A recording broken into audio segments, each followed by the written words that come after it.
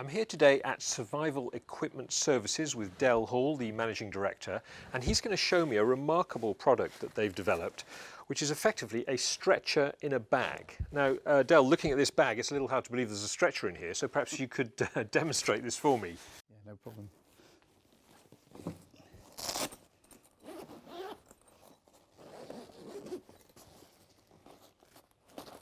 So I think the point of this is that it's very quick to deploy, is that right? It is, yeah. I can leave the bag there.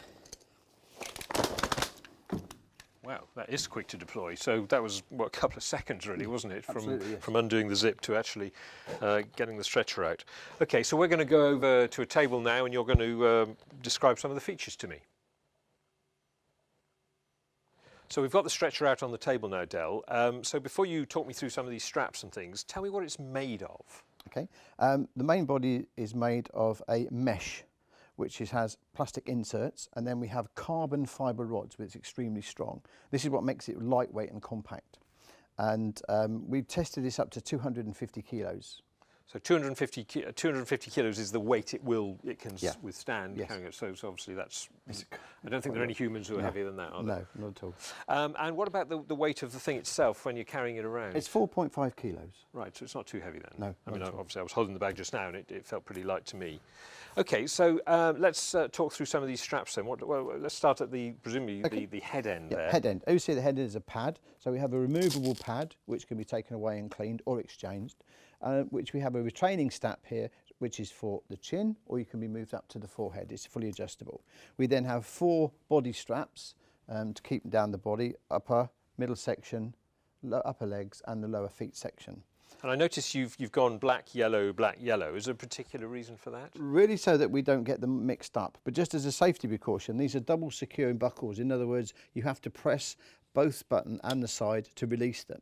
But it also means that if you look at the yellow strap, although it is colour coded, we can't cross them over and match them because we've alternated them. So in other words, they can only go into the buckles on the straps they are associated. So you can't make a mistake. And no, presumably if you were doing this in poor light, that would help yes, as well. Yes, indeed, yes. Absolutely. And there's a sort of longitudinal strap there as well. What's that for? These are a full body restraint hard that goes on before these are attached. So this will secure you around the crutch area, on the legs, and then over the shoulders with a training strap across the chest. This will keep you in position when you're moved into different various angles, up and down, or even vertically. It will still restrain you in the harness. So if the patient is being transported over some really rough ground or up a lift shaft or something like that, they're basically going to be completely safe. Yes, correct.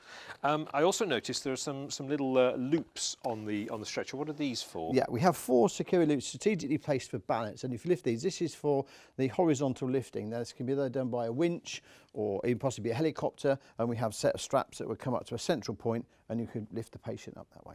Now tell me about maintenance. I mean, is there any maintenance to do on it, or is it fairly maintenance free? It's fairly maintenance free. We've tested it with all sort of known chemical cleaning in the sort of health industry, so all those are applicable. It can be power washed. The only thing that we really do is to make sure that the rods are kept clean and dry. Right, okay. And I noticed the bag earlier, when we took it out of its bag, there's a little pocket in the front here, which has another strap in it. So I wonder if you could tell me what this is for. Yeah, okay. As you can see around the stretcher, there are 4 lifting and carrying handles. So you can carry 4 people. Yeah. But through extensive research and asking different rescue teams, some people prefer a 6-man carry option. So what we've done, central point here, we've attached 2 Velcro patches and we secure a strap. And this is strong enough to hold it in place and we can have the 6 people carrying. Right, okay, so for those rescue teams that prefer a 6-man lift, yes, that's the option. indeed. Okay, and also down here we've got an identical stretcher but in a completely different colour. So tell me, why have you got different colours? The orange one is primarily our commercial product, so rescue services, fire ambulance, those sort of people. But the green, well, we've aimed this at the military market. So we have green, we have a sand, and we have a complete black for so-called covert operations, if you wish. Right, so and they're built to the same standard. So you've got basically a stretcher for any environment, any use. Del, the MD of SES, has left the room now, and rather unwisely he's left the stretcher with me. So I thought I'd have a go and see if I can deploy it and see if it's really as easy as Del made it look. So I'll see if I can remember how it's done. Put it on the floor, undo the zip,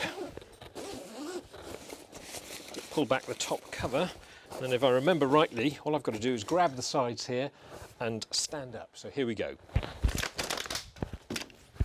There, I did it. Well, that just proves if I can do it, anybody can. And I'll just turn it round to prove to you it's the same stretcher that Dell deployed earlier.